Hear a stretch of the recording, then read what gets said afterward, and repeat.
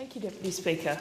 I rise today to talk about the NDIS and specifically the introduction of independent assessments.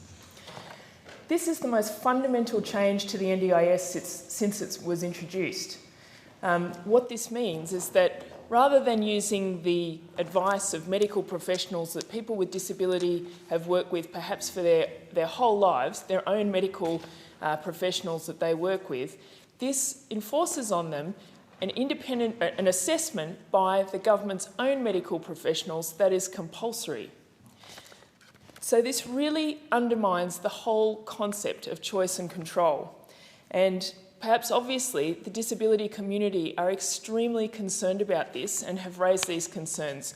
I want to note in particular People with Disability Australia, the Australian Federation of Disability Organisations, and Every Australian Counts, all organisations that were involved in lobbying to get the NDIS set up, have really raised serious concerns about this. The Commonwealth ombudsman has also raised concern about these changes, these fundamental changes that will change the way that the NDIS works from being rushed through in this way. Now, the Minister has said that he is listening. He says that he is going around the country listening, but he has also ruled out that there will be any changes to this proposal. Well, that's not listening. We need to listen to people with disability about these changes that are fundamental to their quality of life.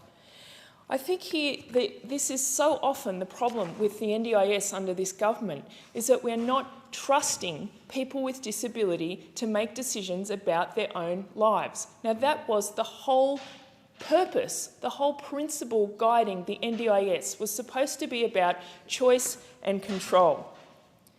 But sadly, I think the thing that we see so much is it is driven by cost cutting.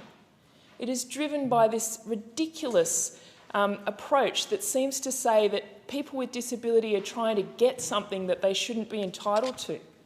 Now, why would you want something that you don't need when you're talking about disability supports?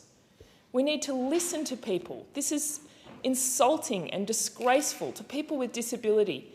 It is absolutely heartbreaking that this NDIS that was, was promised has not delivered that choice and control to so many people.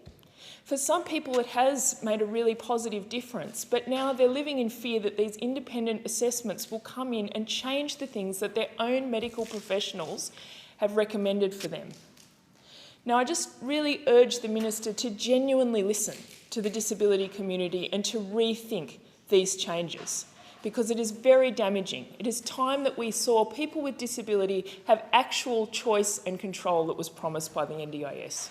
Thank you, Speaker. Thank you.